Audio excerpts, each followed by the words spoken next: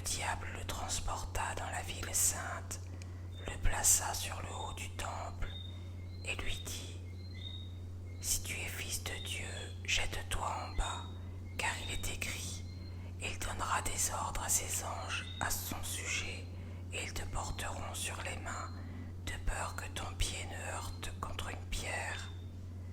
Jésus lui dit : Il est aussi écrit : Tu ne tenteras point le Seigneur ton Dieu.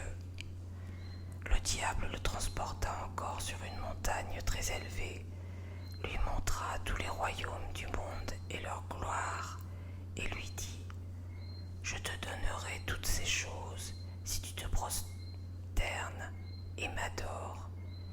Jésus lui dit : Retire-toi, Satan, car il est écrit : Tu adoreras le Seigneur ton Dieu, et tu le serviras lui seul. Alors le diable le laissa, et voici, des anges vinrent auprès de Jésus et le servaient. Jésus à Capernaum. Jésus, ayant appris que Jean avait été livré, se retira dans la Galilée. Il quitta Nazareth et vint demeurer à Capernaum, situé près de la mer, dans le territoire de Zabulon et de Nephtali, afin que s'accomplisse ce qui avait été annoncé par Ésaïe le prophète. Le peuple de Zabulon et de Nephtali, de la contrée voisine de la mer, du pays au-delà du Jourdain et de la Galilée des gentils, ce peuple assis dans les ténèbres a vu une grande lumière, et sur ceux qui étaient assis dans la région et l'ombre de la mort, la lumière s'est levée.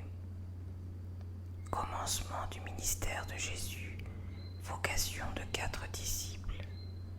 Dès ce moment, Jésus commença à prêcher et à dire : Repentez-vous, car le royaume des cieux est proche.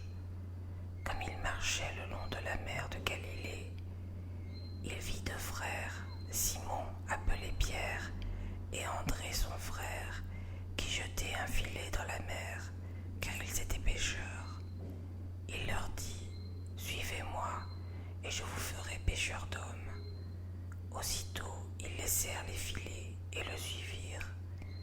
De là, étant allé plus loin, il vit 2 autres frères, Jacques, fils de Zébédée, et Jean son frère, qui étaient dans une barque avec Zébédée leur père, et qui réparaient leurs filets. Il les appela, et aussitôt ils laissèrent la barque et leur père, et le suivirent. Jésus parcourait toute la Galilée, enseignant dans les synagogues, prêchant la bonne nouvelle du royaume, et guérissant toute maladie et toute infirmité parmi le peuple. Sa renommée se répandit dans toute la Syrie, et on lui amenait tous ceux qui souffraient de maladies et de douleurs de divers genres, des démoniaques, des lunatiques, des paralytiques, et il les guérissait. Une grande foule le suivit, de la Galilée, de la Décapole, de Jérusalem, de la Judée et d'au-delà du Jourdain.